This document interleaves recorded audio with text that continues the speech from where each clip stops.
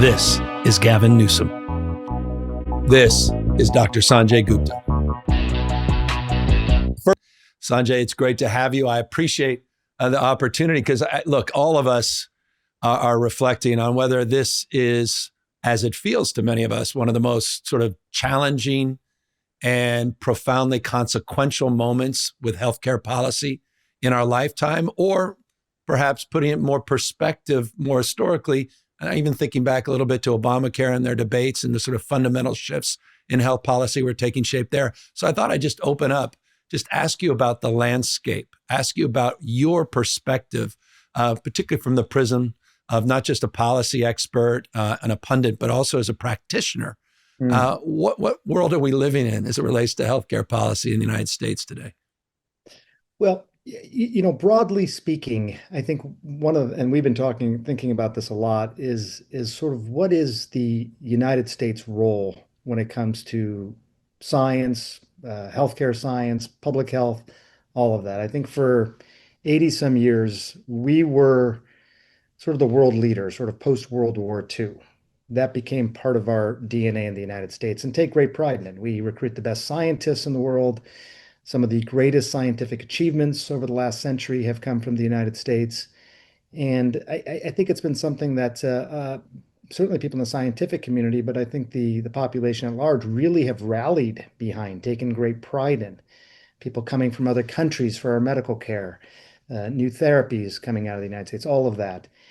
And I think and I don't want to overstate this, but I think one of the worrisome things right now is that still the case? Do we still think that that's important? Kind of like maybe how we talked about, my parents both worked in the auto industry. And I think there was a time period where people said, should we still be building cars in the United States? And my parents both ended up leaving the auto industry in 2001 because they were fearful that the industry was just going to change. It did not. Got bailed out, as you know, and all these things happened, and here we are today. I think it sort of feels this has some of those same tones as that. Are we going to look back 20 years from now and say the United States is still the global leader when it comes to these things? That's the thing that I worry about sort of philosophically. Sort of more practically speaking, Governor, is something you talk about a lot as well. We're not a healthy country. We spend $4.5 trillion on healthcare. Yeah. And we don't have a lot to show for it in terms of outcomes, in terms of overall health. I think we saw that ripped off like a Band-Aid during the pandemic. People say, how could a country that spends that kind of money do so poorly with regard to patient outcomes? We walked in pretty unhealthy into that situation. So I think some of that needs to change. And frankly, most of that problem, I think, is in how we nourish ourselves. The foods that we put into our body, the chemicals that we ingest, it's a problem. It's part of the reason I got into medical journalism in the first place. That needs to change. And people have been saying that for a long time. Right. You talk about it in California. First Lady Obama used to talk about that. Michael Bloomberg talked about that when he was mayor of New York. So it's not a new discussion, but I think it's one that needs to be had. So I want to get to both subjects because I think it's interesting as you start with the larger issue, as some of us, and I'm not putting words in your mouth, but this war on knowledge more broadly speaking, and certainly scientific expression is a part of that. This notion of just confidence in transparency, truth, trust. We can get to mis and disinformation and how that debate plays out differently through the lens, ideological lens on both sides of the political prism. But the interesting thing I think you underscored is just this trend line that's been decades and decades. That's, I think, growing headline in some ways because of this MAHA movement. And I think if there's one sort of reckoning, it's a recognition with RFK Jr., and we can get to the more controversial aspects of it. But this whole MAHA movement is interesting to me. You brought up Obama, First Lady Michelle Obama in the Let's Move campaign, her focus on issues of chronic disease, obesity, school lunches, which was exceptional at the time. And I was exceptionally engaged in that campaign. I think it was a 2010-ish, plus or minus.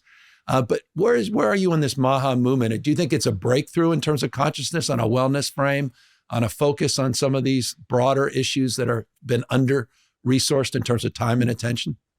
That's a good question. I do think a lot more people are talking about this. I wish it didn't require, sort of really demeaning certain populations of people to do it. But there's no question it has struck a nerve. And I hear people talking about it from circles that I had not heard people talking about this Mm, before, just in yep. terms of really wanting to have some autonomy over their own health. So there's a lot of kernels of truth, I think, to what is happening out of the MAHA movement. It is, I think, largely based on precautionary principle, which we can talk about more because I think Yeah. there's other aspects of what is happening in healthcare that are the opposite of precautionary principle, this demand for more evidence and replication of evidence. And Mm, it's not just be careful, it's let's prove this to the nth degree before we make any movements. But with regard to ultra processed foods, with regard to petroleum-based dyes, some of these petroleum-based dyes, Governor, should have probably never been approved. They right. have no nutritional value. They were purely aesthetic. There's many Yep. countries around the world that don't have them. These food manufacturers can clearly make these products without them. I have kids. I've worried about this for a long time. So people have been talking about it, but no one got it done. You Yeah. did in California, and now it's starting to happen, I think, more at a national level. You know what's interesting, Sanjay, is some of the things we led on. I appreciate you highlighting. I mean, and this has been a passion project for me going back to my mayor days and you referenced Mayor Bloomberg. He and I were very competitive in this space as mayors. He with a much larger platform in New York, I with a little smaller platform in San Francisco. But I've deeply been committed, as you have, in terms of all your work, focusing not on sick care but health care, focusing on social determinants of health, which we'll talk about in a moment, in wellness and prevention. But one of the things that is really, came to the fore with me through a political lens was this notion of ultra processed food, but specifically as it relates to food dyes. And we did something that was referred to on the far right, which was the great irony and mocked. I mean, I can't tell you how many, with respect to another news network there, three-letter word news network, mocked consistently, called the Skittles ban because we were removing red dye and we were the first state to do that. Now it seems to be socialized in the political spectrum on the right as sort of endowed leadership from the MAHA movement. Right. But what was the movement towards all this? I mean, it's there's chemicals aside, but additives. There's sort of obsession. Was it taste? Was it texture that we were after? Was it longevity, freshness? Why the U.S., not the EU? What was it? What is unique about the United States that we became overly indulgent in these additives and chemicals? I think it's more than one thing, but I do think a lot of it had to do with longevity initially, increasing shelf life of food. And that really got at a lot of additives, even going back to hydrogenated corn syrup versus sugar. When you're adding these types of things in there, you're not only adding sweetness to some extent, but you're adding how moist the food is and how long it's going to last on a shelf. I think I remember, former President Clinton used to talk about this. You can feed a lot of people a lot of calories for cheap if you're having these ultra processed foods. Yeah. Feed a family at McDonald's for, $25, if you have ultra processed foods. So I think if you increase shelf life, you can decrease costs. I do think the aesthetics of the food is not an issue to be minimized, though. It's very Yeah. interesting. I don't know if you heard the story about what happened with Fruit Loops, I think back about 11 years ago, 2014 Huh. timeframe, where they basically said, all right, let's remove some of these food dyes. There was a lot of pressure to remove the food dyes. And the Fruit Loops, as a result, were not as brightly colored. They were kind Yep. of bland colored. If you go to Europe and go to a hotel or something, and you go to the breakfast buffet and you get Fruit Loops, they're bland colored Fruit Loops. They're the same Fruit Loops otherwise, but they just don't look the same. And what they found when they did that in the United States was two things. One is that people didn't buy those blandly colored Fruit Loops. And two is they kind of got accused of the same thing that you were talking about, sort of nanny state. Don't Yep. take away our brightly colored Fruit Loops. Same thing that Mayor Bloomberg got accused of when he wanted to not sell 16-ounce sodas anymore. The big gulps. Nanny Yep. state. And so it's interesting, Governor, this balance between personal freedom and health. What is interesting is that you can be sort of thinking the same thing and approach that in two completely different ways. One hand, I'm going to do precautionary principle. We're not going to have food dyes. Doesn't make sense. No nutritional value. Why would we do that? I kind of agree with that. Again, as a health conscious person myself, I like to eat right. I like to exercise every day. Why would I do something like that to my body? On the other hand, what is the level of evidence you need to have before making a decision? Prove to me that red dye number three is bad. Prove it. Maybe some will say, why do you need to prove it? It causes cancer in animals and we should have never approved it anyways.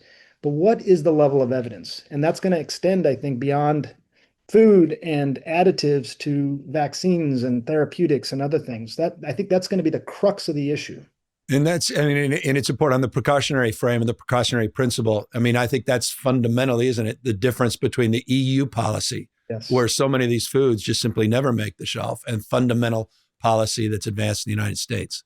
That is your friend, I think, Todd Wagner, who's a friend of mine as Yeah. well. He talks about this a lot. He started this organization, Food Fight. And, when I spent time talking to these folks and reporting on this, people will always say the same thing, which is I go to Europe, I eat the same foods, I eat pasta, I do whatever, and I Feel feel great. great. I lose weight. I all that.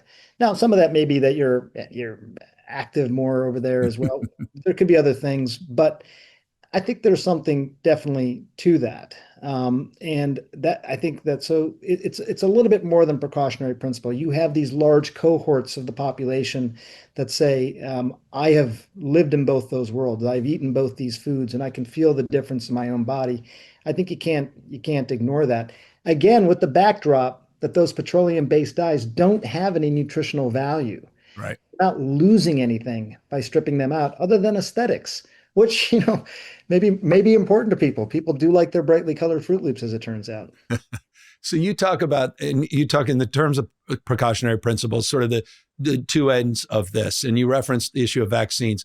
Is that a reference to mRNA vaccines? Is that in what respect is a precautionary principle sort of the 180 degree flip side of that principle being abused in terms of, or is it just more over on what more evidence do you need of something being bad or good? Is it the same thing? Yeah. I think it's mRNA vaccines, but more widely, I think it's vaccines in general, and I Mm, think it's maybe even the response to things like a pandemic. When you're dealing with something that is novel. I mean, by the way, COVID was a novel disease. We had never experienced it before. And I know people said that a lot, novel virus, you heard that a lot. But I mean, if you really sit and think about that, it's kind of extraordinary. I mean, as an adult, we don't get to experience novel things very right. often. Kids experience novel things all the time. But when is the last time you, Governor, experienced something for the first time? Doesn't happen very often. So now you're dealing with something that is novel, and you have to say, okay, look, our response isn't going to be exactly right. Nothing's exactly right. Where are we going to tilt? What side are we going to err on? Are we going to err on precautionary principle, or are we going to err on the side of let's sort of see how things go and figure it out as we go along? And I think, public health, the training often is to sort of side with precautionary principle.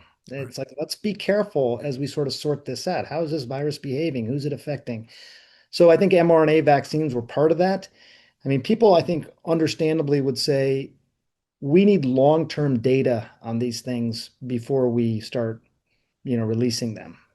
I think that's a really fair sort of thing to say, but you realize that in the middle of a pandemic, to get long-term data means you have to wait long-term.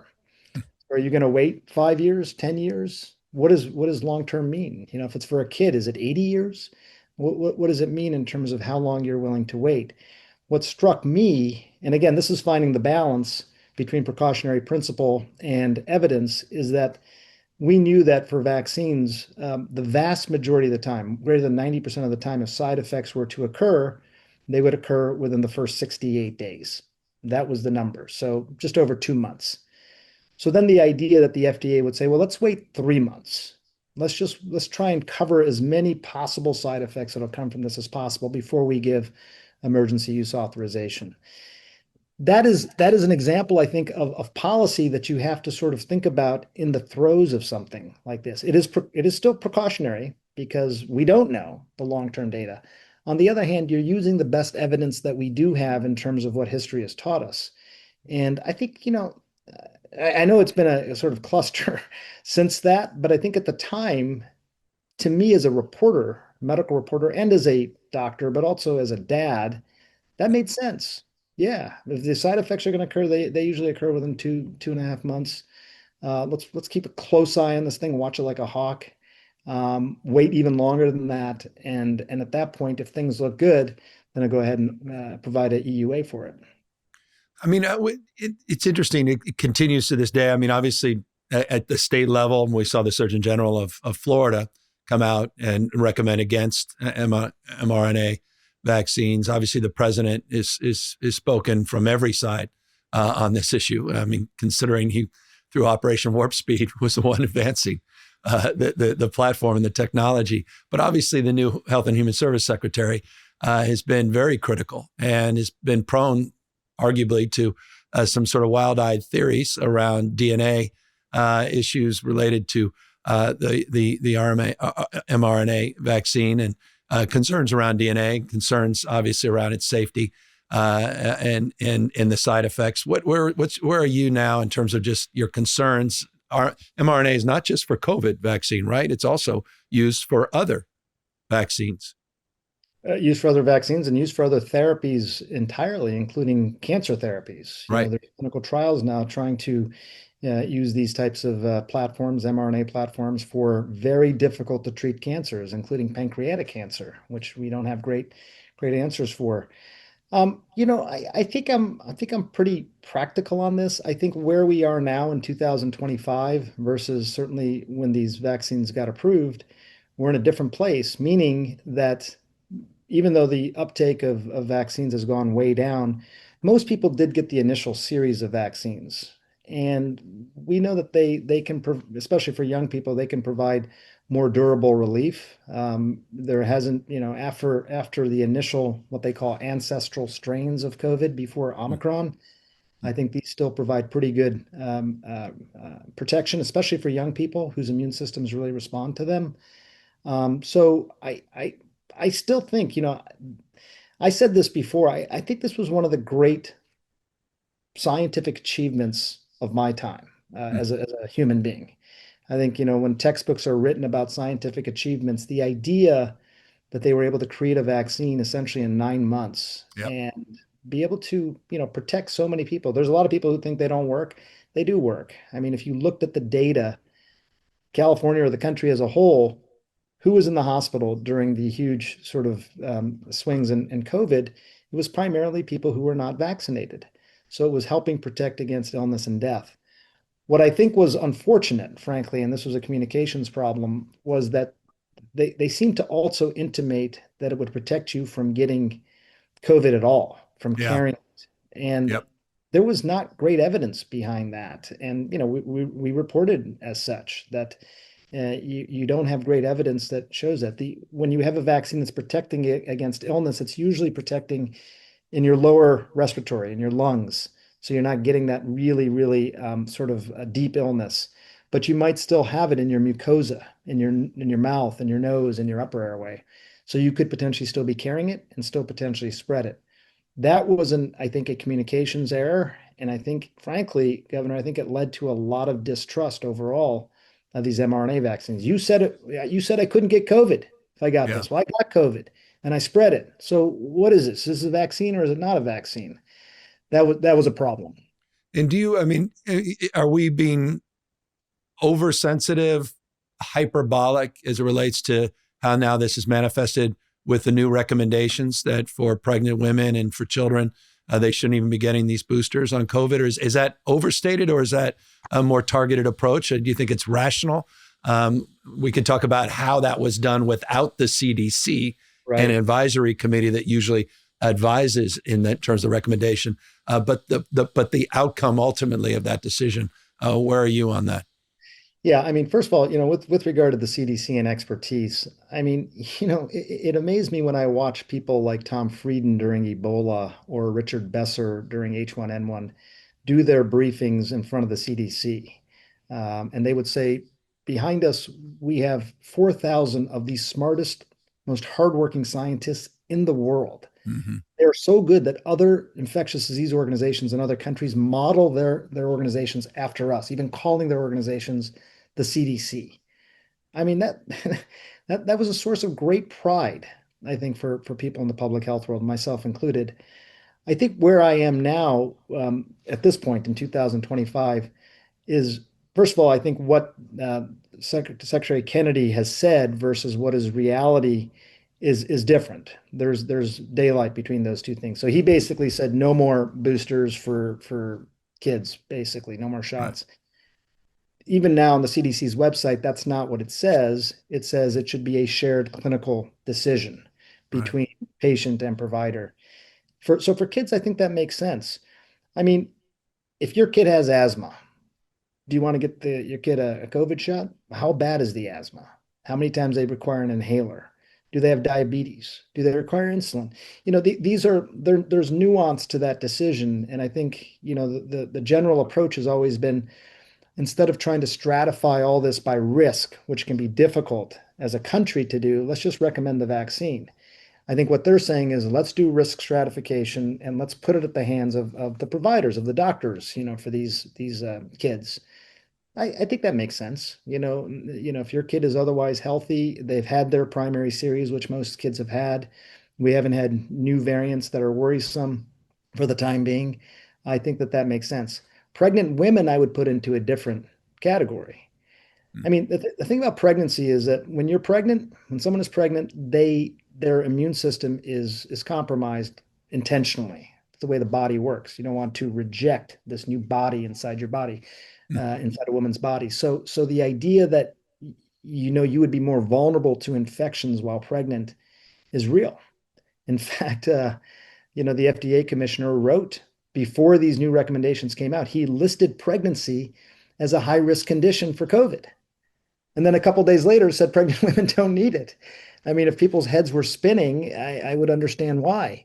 The second thing about pregnant women is that if they get vaccinated, they can actually pass on some of the antibodies to their child. So for the first 6 months of life, that child may have protection, and they're very young kids like that are very, very vulnerable to COVID. And some of the rates of severe illness, they approximate what older adults have. So very young, very old, both can get very sick, but young kids under the age of 6 months can't get a vaccine. So mom can provide protection. But now they're sort of recommending against that as well. I don't think it'll stick.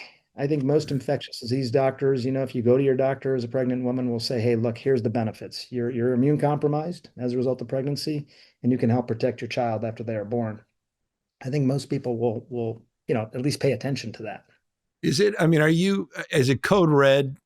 What's happening with vaccines generally? The sort of growing anxiety around vaccines. I was listening to your podcast recently, just about people expressing concern. They're getting so many shots. A young child, newborn, and all of a sudden they're getting 4 or 5 shots. 20 years ago, they may have gotten less shots, but you described a very different construct as it relates to antigens and Yes. proteins and dose, which was fascinating to me, and obviously calmed, I think, the nerves of those who were inquiring. But talk to me more broadly about the state of vaccines, your anxiety, and push back against some of this vaccine skepticism that's out there. Well, with regard to you hear these crazy numbers, 72 vaccines and all that. First of all, those are just made up numbers. It's weird to me, Governor. There's no accountability for people saying stuff that's just absolutely not true. I hope people, people, they always say do your own research. I hope people do their own research with regard to some of this. So yeah, we vaccinate against more diseases than we used to when you and I were kids. We're around the same age. Um, but what you're referring to is this something known as the antigenic load, which is really what scientists pay attention to. How much of a sort of load of antigens are we giving to the body? And what you find is that nowadays, compared to days when we were still vaccinating against things like smallpox, for example, the load is much, much lower, exponentially lower than we used to give. Even though there's more vaccines, vaccine technology has gotten better. They use adjuvants to so you don't have to give as much of the overall, whether it be live virus or anything else, as we used to. So we don't. sort of cause the immune system to react nearly as much today as we used to in the past because of that antigenic load. So, numbers of shots and all that. Look, again, as a dad, I don't like seeing my kids get shots. Right. I get that. I understand that. But in terms of what it's actually doing to the body, compared to what we used to do to the body, at a time when, by the way, autism was a much lower rate.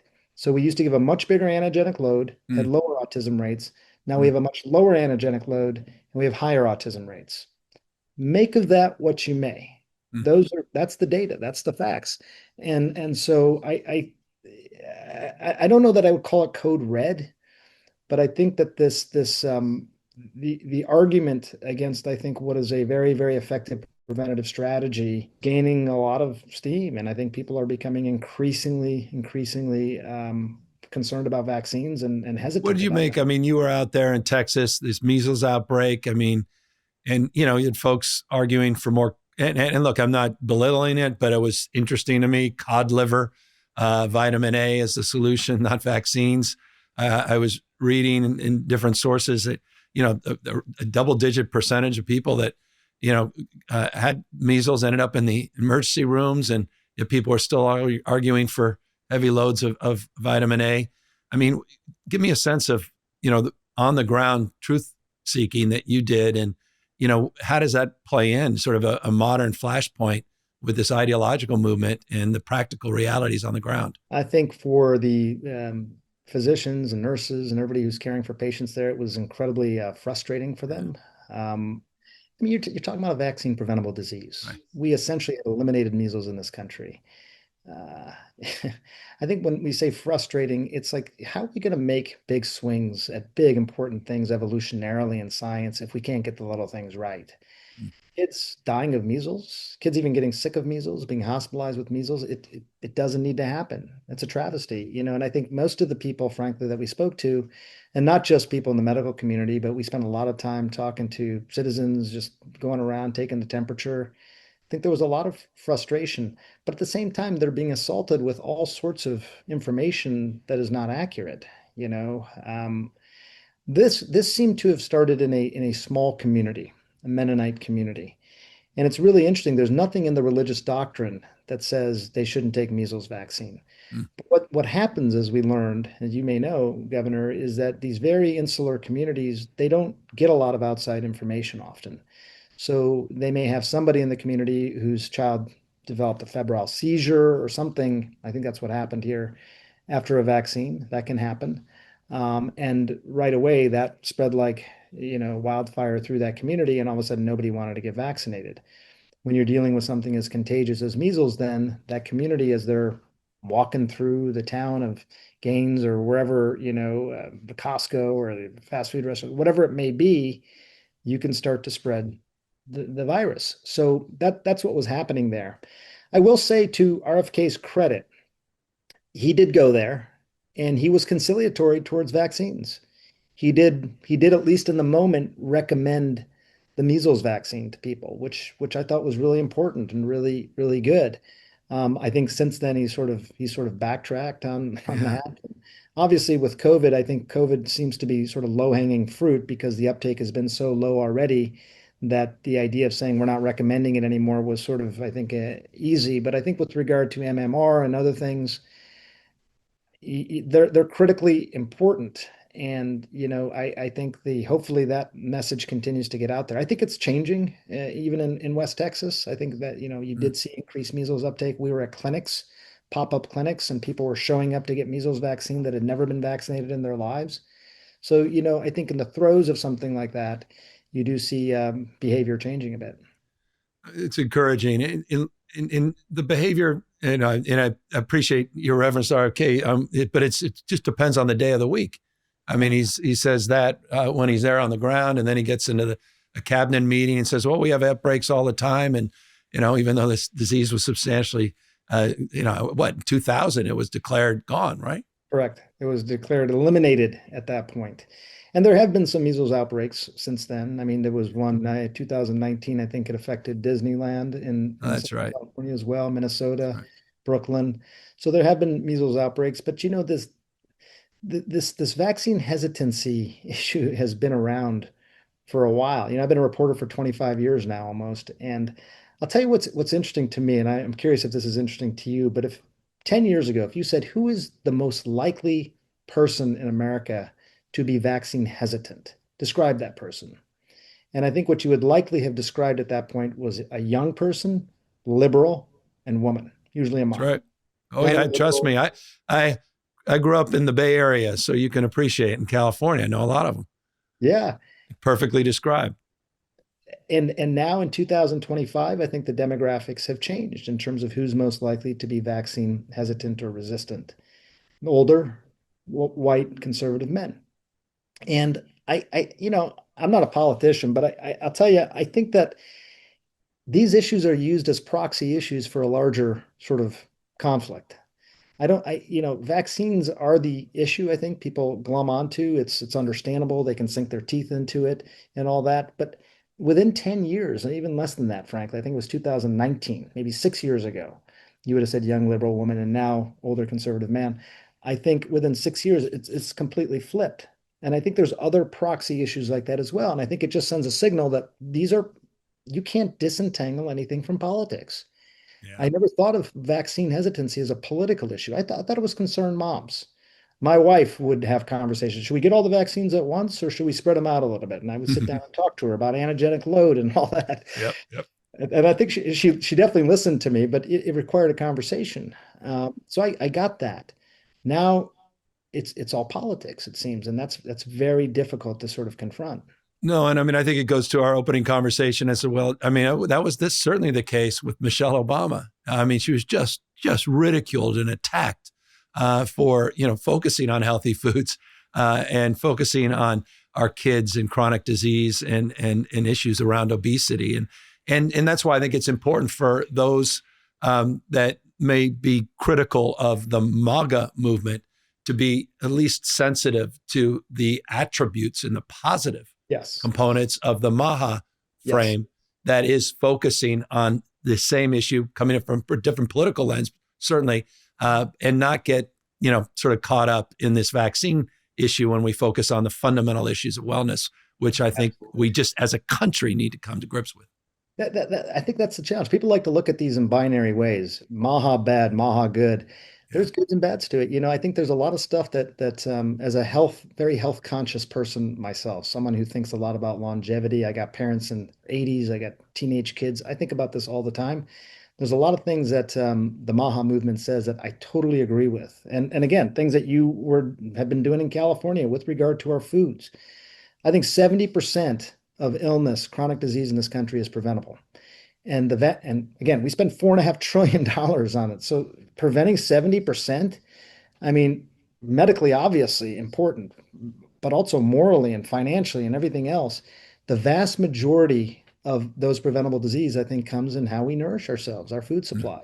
So I totally understand that. Again, I wish it didn't have to be done in a mean-spirited way. I just not my personality to be vitriolic to get things done. But on the other hand, I think people have been talking about trying to reform our food supply for a quarter century, and it hasn't really been done. Maybe it's already leading to some changes with regard to food dyes and things like that. We'll see where that all lands. So I think some of it is really important, but there's other parts of it that I think, and vaccines, I guess, would be the best example where I have real concerns. Tune in for more with Dr. Sanjay Gupta.